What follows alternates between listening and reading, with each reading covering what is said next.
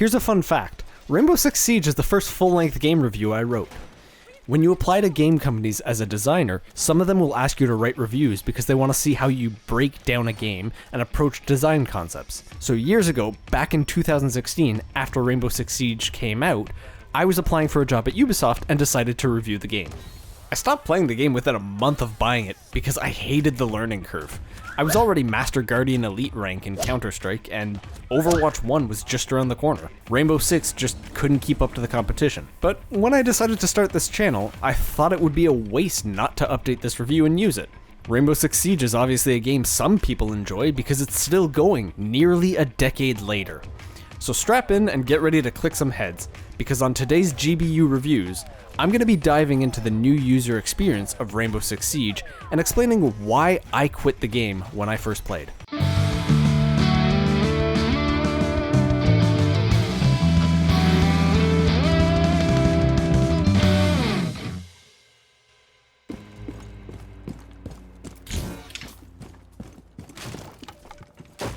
Level designers have such a strong impact on whether a tactical shooter is going to be fun or not. Because unlike Call of Duty or Battlefield, tactical shooters offer players a slow burn. The majority of the game is about scouting the opponent, finding where they are, what utility they have, and working with your team to get past it with your own utility. You can't just charge a sniper in these games. You have to use smoke grenades or flashbangs to blind them, or find a way to go around. If you charge forward like a screaming Call of Duty kid, you're asking to get smacked.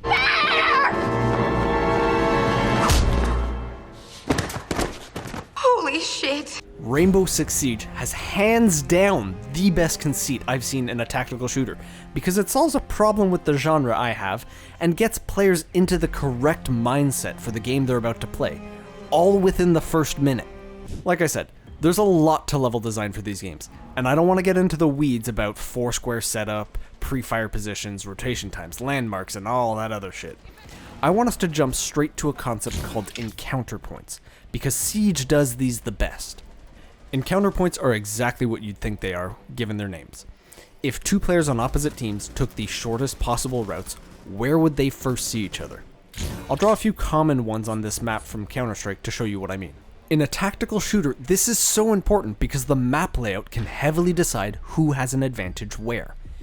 Are the defenders in cover or exposed when the attackers come charging in? If the defenders are in cover, the attackers need to use utility to root them out. If the defenders are exposed, the attackers can freely rush in. So as a level designer, you control, generally, who owns which parts of the map at the start of a round and how players need to adapt their scouting. In Counter-Strike, every map is balanced around this, and it makes the level design a lot harder because where the characters spawn can have a huge effect on each round. The round we're watching is from a professional Counter-Strike match. Here, Team Astralis gets to spawn really close to one of the bomb sites, and the defending team, Vitality, is spawned very far away. This lets Astralis just storm the bomb site easily and win. To avoid this problem, games like Valorant and Overwatch choose to cheat. They use magic barriers locking players to specific areas until the pre-round ends. And as a designer, I get it, it lets them set the encounter points very deliberately. But as a player, I look at it like, what is this?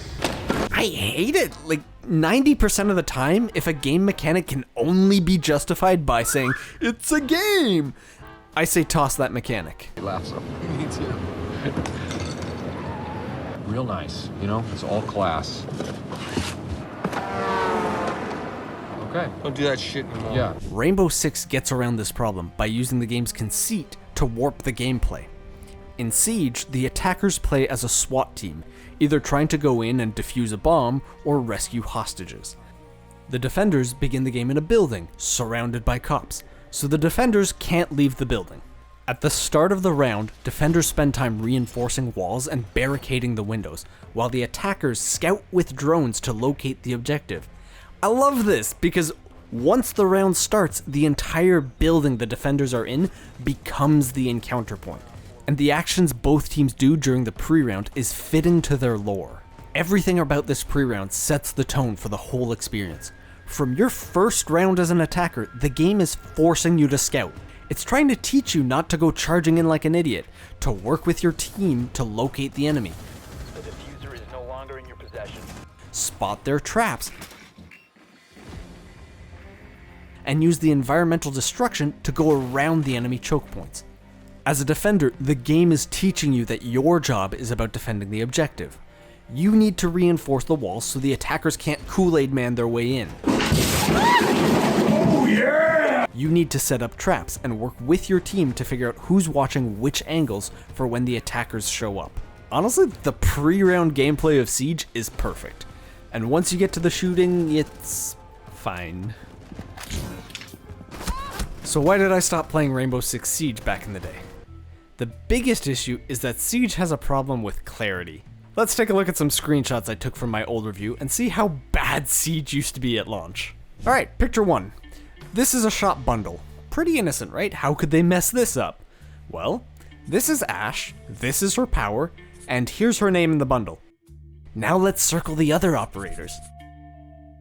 How do you fuck that up? Like, did nobody proofread this? I know it's not a big deal, but it's indicative of a bigger problem. If Siege launched in this kind of a state, where else did they cut corners? Were they understaffed or short on time? Did they just not care about the UI? Let's move on to picture 2. This is Caveira. I saved up to buy her when I was playing because I like lurk playstyles. Can you tell what her ability does from that description? Probably not. And even if you could, it has zero mention of her interrogation mechanic where you can question down foes to reveal the whole team.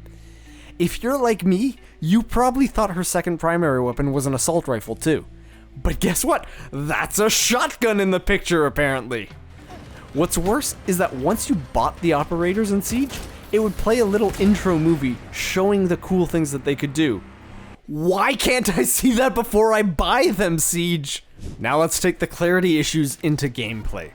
In Counter-Strike, all the characters look the same and it's fine because they don't have special abilities. But in Siege, each character serves a different purpose.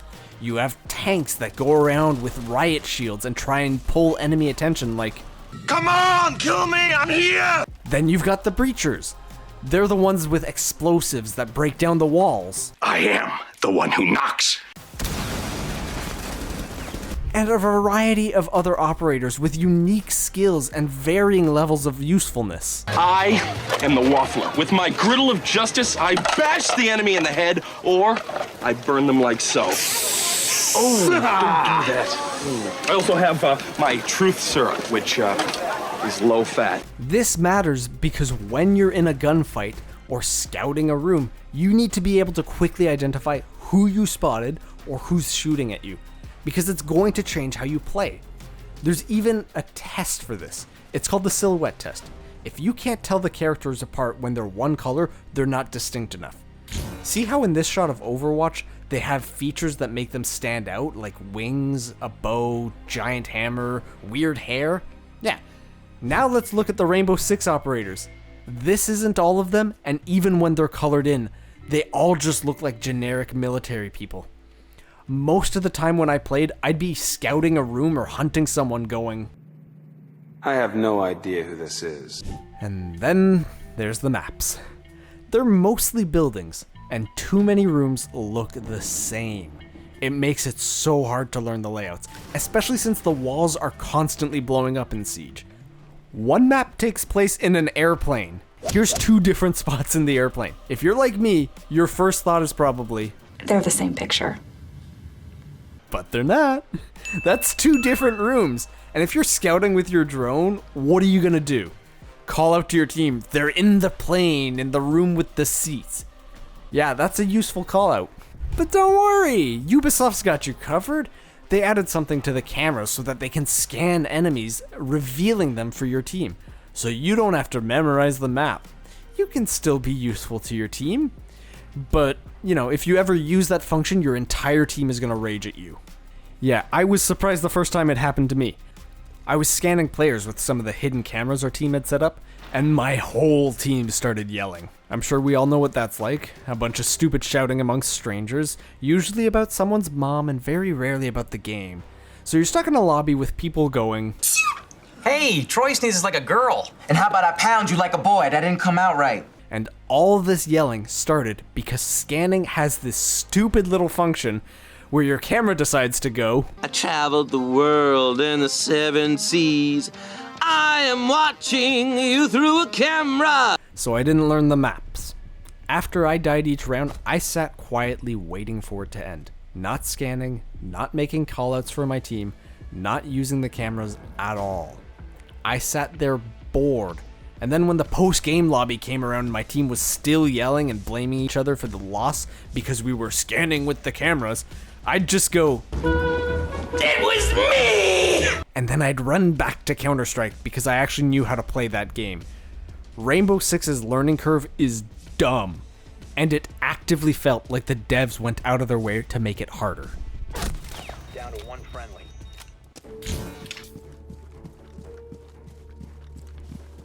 Normally in these reviews, the ugly section is about how I'd fix the issues I raised in the bad section.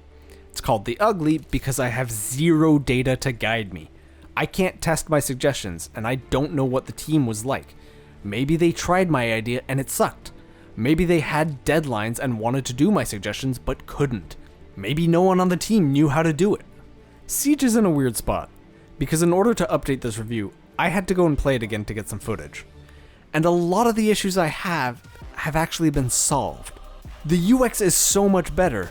There's short preview movies about the operator skills. I can also see what their weapons are with a description before buying them. And then there's the shooting gallery where you can just go and try a character out. The absolute best change though? The cameras now have a yellow ping system. You can still do the old red scans where it will exactly highlight the enemy's position for your team, but the new ping lets you place a yellow marker on the map. These make a noise like they're taking a picture instead of putting, "You have been spotted!"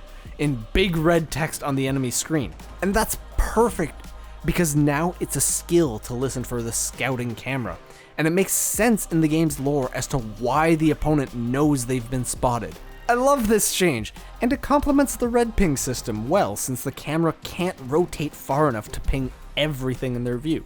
Don't get me wrong, it's still stupid that the red ping system tells enemies they've been spotted, but honestly, good enough. In my original review, I pitched a version where you could highlight a room on your ally's minimap completely silently, because even the camera's noise can kind of disincentivize new players from using them. And the main balance concern with the red pings is that players will shoot each other through walls. But hey, close enough, we take these wins! And even though I didn't get the job when I applied to Ubisoft back then, seeing that similar changes got put through kind of gives me a bit of Vindication! When it comes to actually playing Siege, well, it's an older game now. That means it's developed a community of players who have a higher skill floor than a new game. If you're jumping into it fresh, prepare to be met with some rage when you try and learn the ropes. Teammates will call you an idiot for barricading a wall that they wanted to put their operator-specific gear onto, as if you were supposed to be able to read their mind. They'll use their mics to make sure you know you made a mistake, but not tell you what their plan is. Because God forbid they use their words like big boys, they'd rather cry when the slightest thing doesn't go according to their master plan. My favorite is the people who get mad and shoot at or around you. Hey, you. You're finally awake. I know there used to be team killing back in the day, but it didn't happen once to me while I was recording this footage. And I had my fair share of people going, You shot a machine gun at me! Around you! Because my feelings were hurt. It's sad that this is what gaming has become, since I remember not that long ago playing on my PS2 and having great sessions with strangers. And while Siege is far from the most toxic game I've been a part of, you'll definitely have more fun with friends. So the big question, after years of updates, is Rainbow Six Siege worth playing? No, gross. Ew, no. No! Absolutely not! I'm sure if you've been playing it for a while, it's good, and it still gets regular updates, so the devs must still care, which means there's a community strong enough to keep the game alive. But there's so many more operators to learn now, and some of them are just toxic. Like the one that puts up holograms that reveals you when you shoot them. It might be balanced for better players, but a noob like me shoots anything that isn't on my team. It's another design that makes learning even harder. So no, I wouldn't recommend trying to get into Siege now. If you want to try it, there's some interesting ideas. The scouting phase is amazing, and the destructible environments really complement the tactical gameplay. It feels different than Overwatch, Valorant, and Counter-Strike. But after playing other tactical shooters, Siege just doesn't feel as smooth to me. So, for me, I'm gonna move on and let Siege do its own thing.